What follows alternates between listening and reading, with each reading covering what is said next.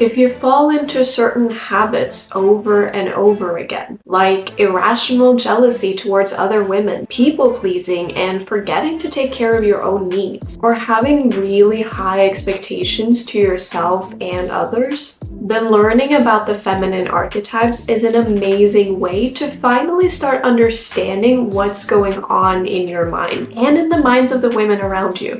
Not only that, but it will help you make changes to the habits and patterns you feel like don't empower you, and it will help you find new habits and new mindsets that can bring you more of that feminine, empowered, and energized life that you've been dreaming of. So it's time to get to it.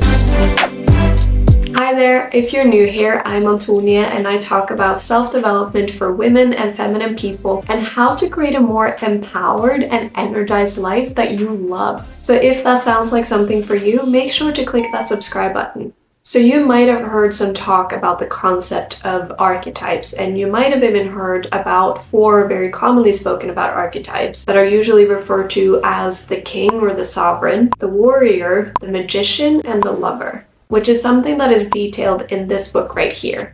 And the overall idea about archetypes is that we all have different archetypes, or you can think of them as personas that show up in our minds and that affect our mindsets and our thoughts and our behaviors. The thing that sometimes is not mentioned is that those 4 archetypes is actually considered the 4 masculine archetypes, meaning that those are the archetypes that show up for people who live predominantly in the masculine energy. Women, or people who live predominantly in the feminine energy, actually have a whole 7 different archetypes that play out and impact their behaviors, needs, desires, and struggles. One of the most extensive books on the 7 feminine archetypes is called Goddesses in Every Woman, and a lot of the content that we'll cover in this video, but also the following videos about the feminine archetypes, is based on this book. And I'll add a link in the description box in case you want to check it out. So depending on how much you know about archetypes and the feminine archetypes already, you might be wondering about what exactly are those 7 different archetypes. And just to quickly run through them all, they are the Huntress, the Sage, the Intuitive, or often called the Mystique, the Mother, the Sovereign, who's also often known as the Queen, the Maiden and Guide, and finally the Lover. And I absolutely love the impact of understanding and taking advantage of the different archetypes brings into my life. And I know that it can help other women like you as well. So I wanted to create a video series where we cover some basic information about each of the different archetypes in separate videos. So make sure to keep a lookout for more videos like this. But for today, we're going to dive into the first archetype, which is the Huntress. So the Huntress archetype is incredibly goal-oriented, and she will often be career-focused. She is determined, fierce, confident, and she's not afraid of being assertive, in a healthy way, of course. And she's not afraid of setting boundaries that ensure that she progresses on what's most important to her. She's also usually very independent, and she takes pride in accomplishing things on her own and taking care of her own needs. But if a woman lives a bit too much in the shadow side or the downfalls of the Huntress, she can often become a bit too independent, meaning that she will struggle to ask for or receive help, and she'll struggle to really invite people in on her journey and not just block everyone else out because she wants to do things on her own. She can also get a bit restless and impatient if she feels like she's stuck in life, or she feels like she's not progressing quickly enough on her goals. And she'll also often have very high expectations to herself and to other people, which can lead to things like burnout, or feeling like she's never good enough, or feeling like she's never doing enough. And the people around her can feel like they're falling short of her high expectations and demands. So when it comes to examples in media, there will always be some examples of the more healthy versions and some examples of the more struggling shadow versions of all of the archetypes. But some really good examples of the Huntress as a whole for media is Rachel in Glee. Because if you've seen the show, you know that she is very focused on her goals. She's very focused on being the best at what she does, and she's not afraid to sacrifice other things like relationships or friendships in order to get there. And she pretty much always stays very focused on her dreams and on her goals, and she doesn't waver from that. And in her own way, although she does have some insecurities and we see some of those other archetypes showing up, she is very sure of herself when it comes to her talents and her goals. Another really good example of the Huntress archetype is Kate Hudson's character in Bride Wars. This character even says so herself that she is very determined, she is very focused, and she's very clear on what her goals are, and she's incredibly career focused. And even when she's planning her wedding, which is, something fun and joyful and, more of a personal thing than a career thing, she still gets very focused and she's very clear on what she wants and how she wants it and how she's going to execute on it.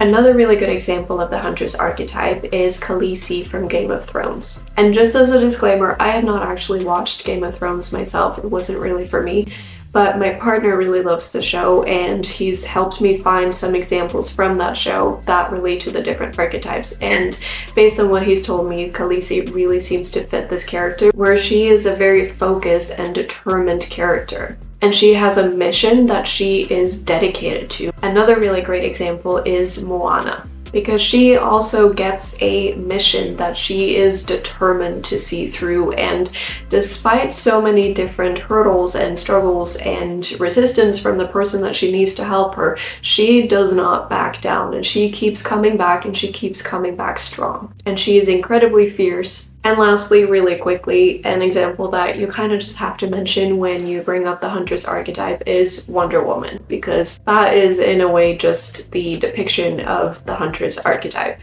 So before we talk about some ways that you can activate and tap into this archetype a bit more in your life, it is really important to remember that every single woman has all 7 different archetypes within her. And we can access the different strengths and abilities of each archetype when we know how to. But in most cases, there will be one archetype that you resonate with the most, and then probably another 1 to 2 archetypes that you also resonate with a lot, that you feel like these 2 to 3 archetypes are kind of your main ones, the ones that you live in the most, the ones that you resonate with the most, and the ones that you embody the most in your everyday life. But again, I want to point out, you have access to all 7 archetypes. It's not like just because you haven't lived a lot or connected a lot to one archetype previously, it's not because it's not there. It's just because you haven't realized that it was there and you haven't realized how you can activate it, how you can tap into it, but it is there. And understanding how you have access to all the 7 different archetypes and understanding that there are some that play out a bit more than others and that is unique to you will help you gain a much deeper understanding into why you think the way you do, why you have the certain desires and dreams that you do, and why you behave in the ways that you do. And not only that, but why the women around you behave in the ways that they behave, why they have the dreams and desires that they have that might not resonate with you, and for some reason there's a difference there. And the difference lies in the different archetypes that play out the most in your different minds. And in time, you can also start seeing how learning how to activate the different archetypes can help you balance out some of the potential downfalls of the archetypes that you live in the most. So just really quickly before we start wrapping this up, some ways to start activating your Huntress archetype more in your everyday life is to start getting clear on your goals and your dreams, and actually prioritizing to sit down and get clear with yourself on 1 to 3 goals that you want to accomplish in the next year, and focus on the ones that are important to you, meaning not what you think that your parents want you to do or your partner or your friends, but what's really resonating and true for you.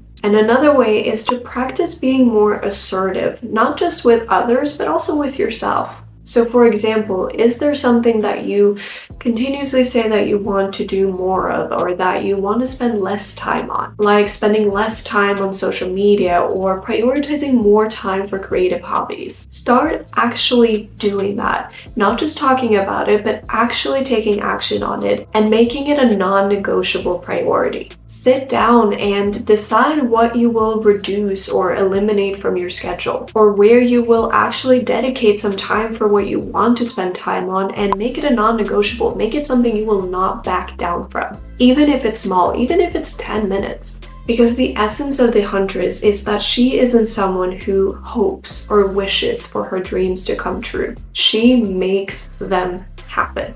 So this was a quick introduction into our first feminine archetype, the Huntress. And there is so much more to say about this archetype, and there are also 6 other archetypes that we need to cover. So I really hope that you love this content and that you want to see more. And if that's the case, I hope you'll click that like button below so that I know. And to inspire you even more to start understanding and tapping into the power of the feminine archetypes, I've created a short quiz that you can access below to help you discover which one of the archetypes is your main one. So check that out in the description box below. And then once you've done the quiz, I hope you'll let me know in the comments which one is your main one and if you feel like that's true, and I'll let you know mine as well. So make sure that you subscribe to the channel so that you don't miss out on the next archetypes videos. And in the meantime, check out these videos.